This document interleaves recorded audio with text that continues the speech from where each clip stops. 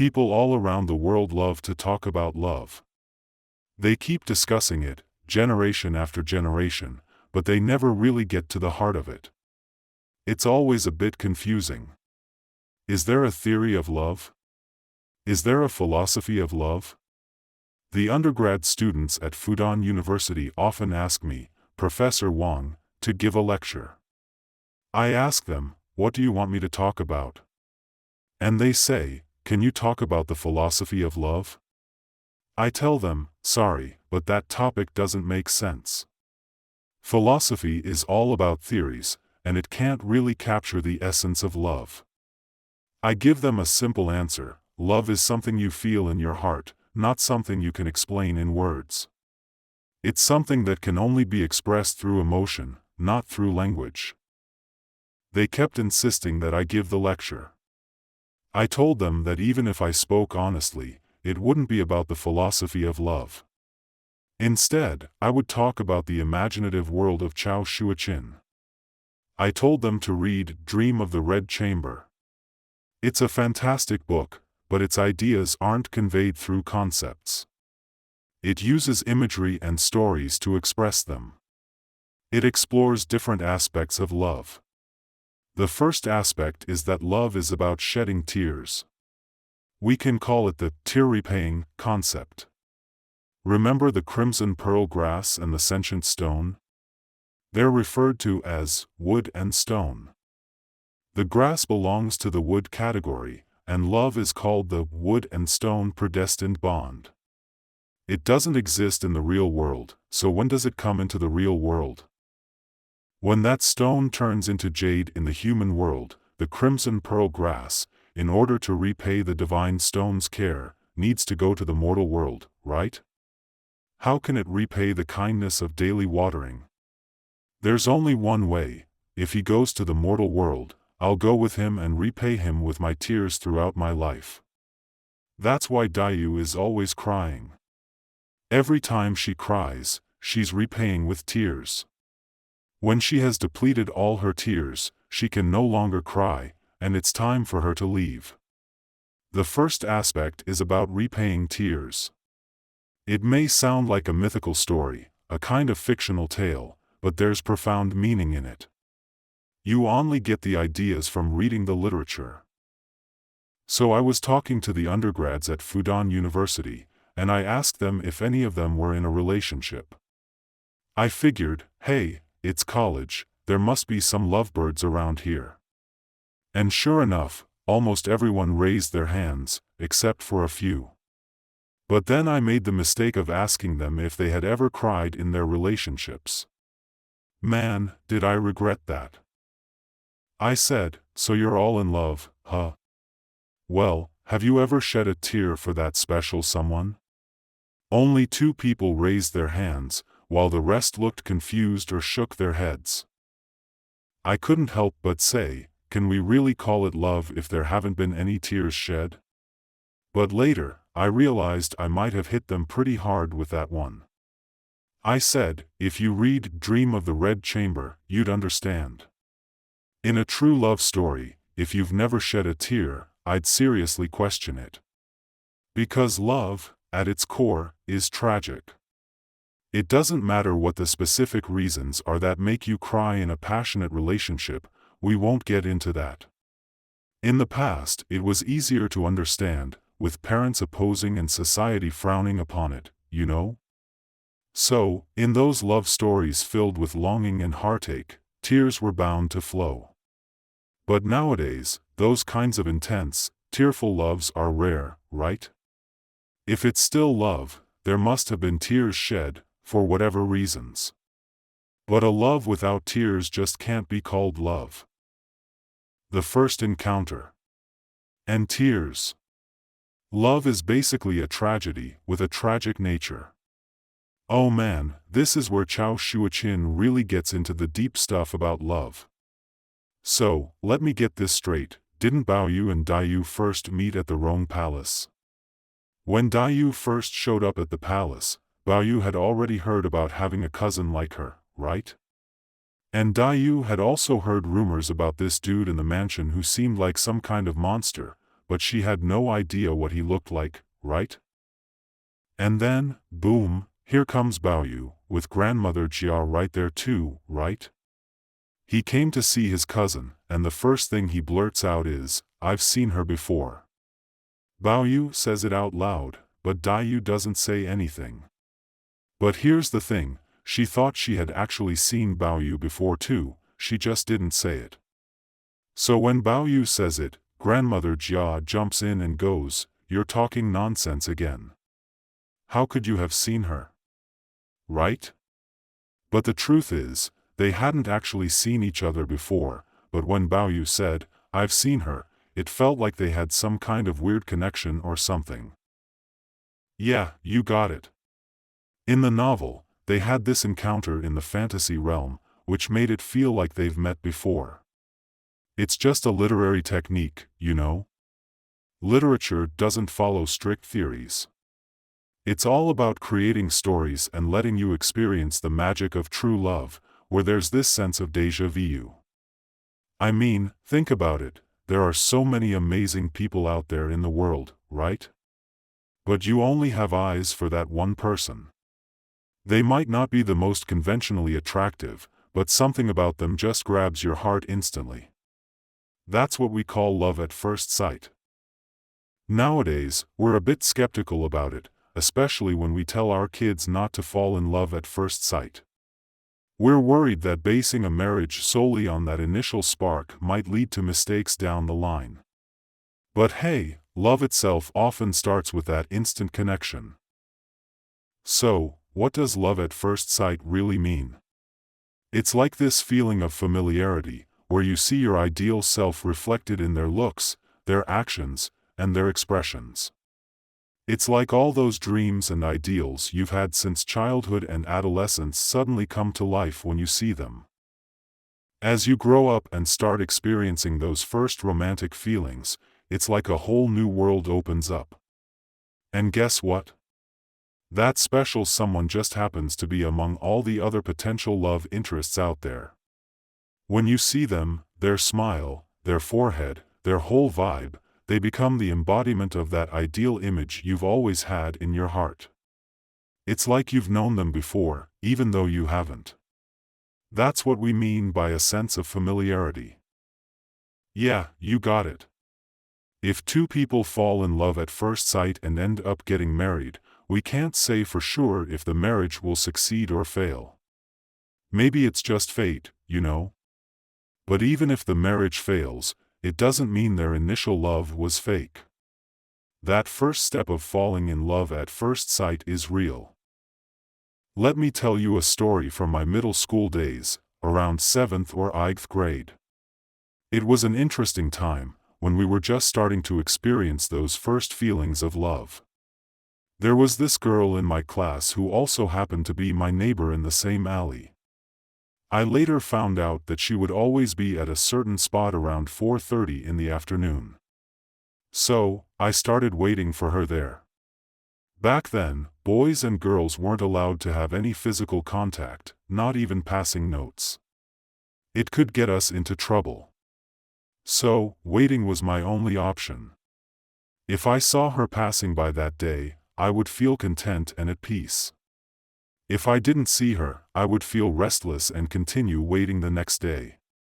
This became my daily routine, and just catching a glimpse of her during that time made me happy.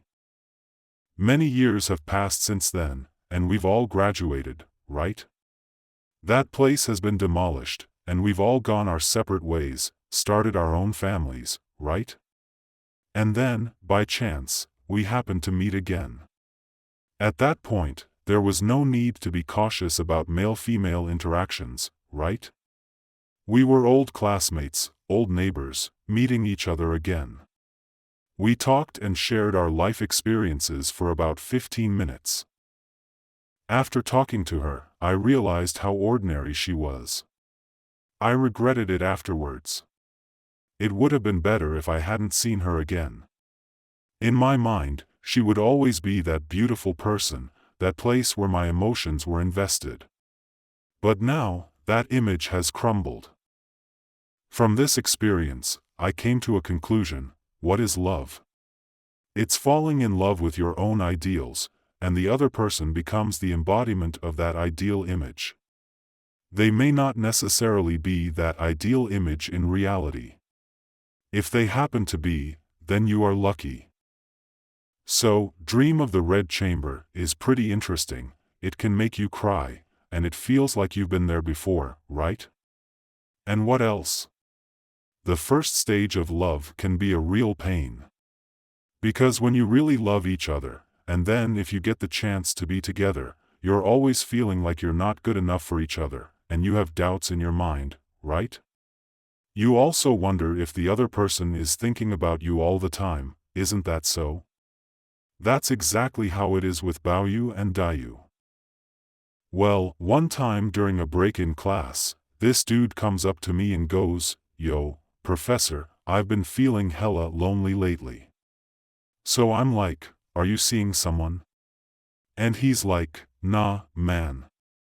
So I hit him with, "How can you even know what loneliness is if you've never been in love?" I tell him, "What you're feeling is probably just being alone and feeling empty. I went through that when I was younger. Picture this, man, if your folks were both working and they locked you up in your room all day while they were out, what would you feel? That's solitude, loneliness. But you won't get what true loneliness is until you've been in love, my dude."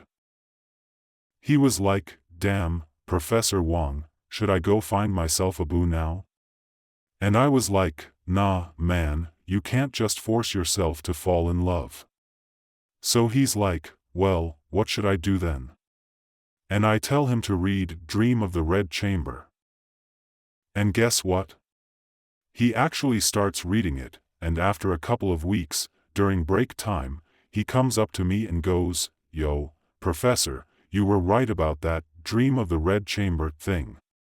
Even though I haven't been in love yet, I finally get what loneliness is." So I'm like, "Tell me more, man."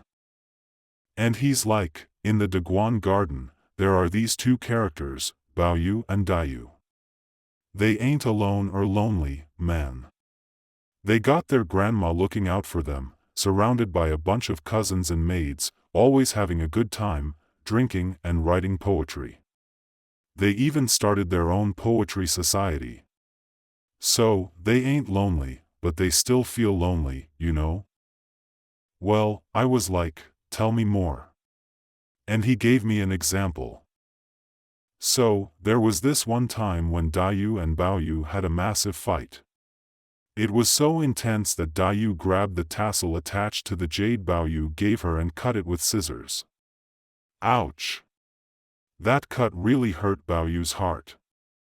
He was so mad that he wanted to smash the jade on the ground, saying he didn't want it anymore. This argument was so intense that it caught the attention of Grandma Jia, and she came over. When she arrived, she took Baoyu away.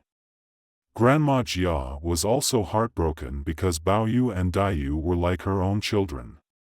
She said some really sad things, like, "I'm such an unlucky person to have you two troublemakers.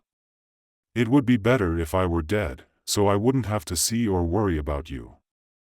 But deep down, Grandma Jia truly loved them, you know? So she was hurting too. The next day, she hoped they would make up, and guess what? There was a play happening that day. It was a good one, and a theater troupe came to perform. Grandma Jia thought that if Baoyu and Daiyu both attended, they would naturally reconcile after watching the play. But guess what? Neither of them showed up. Daiyu didn't go to watch the play, and Baoyu didn't either. They both had their reasons. Grandma Jia was so worried. She said in frustration, "When they are not adversaries, they won't come together." Somehow, this sentence reached Baoyu's and Daiyu's ears. They were both well-read and knowledgeable, right? They had learned a lot of scholarly stuff. But hey, they had never heard this saying among common people before: when they are not adversaries, they won't come together. Both of them heard it, and it was like a light bulb moment for them. It brought them great comfort. They loved each other so much, but they fought so fiercely. After the argument, they both regretted it deeply. And now, with this saying in their heads, one gave a long sigh of relief in his Ihong chamber, looking at the moon, while the other was shedding tears in her Shaoxiang pavilion, feeling the breeze. The book says that even when people are physically apart, their hearts are still connected. So, my student was telling me this part of the story, and I was like, you get it now, right? This is exactly how Baoyu feels all the time. I've shown my genuine affection for you, cousin Lin, and even your maid, Zijuan, can see it, right? But every time I try to express my feelings, you just reject me. That's what Baoyu calls his loneliness. But guess what? Daiyu is also thinking, I'm sorry. He doesn't want me to feel lonely, you know what? I'm not lonely.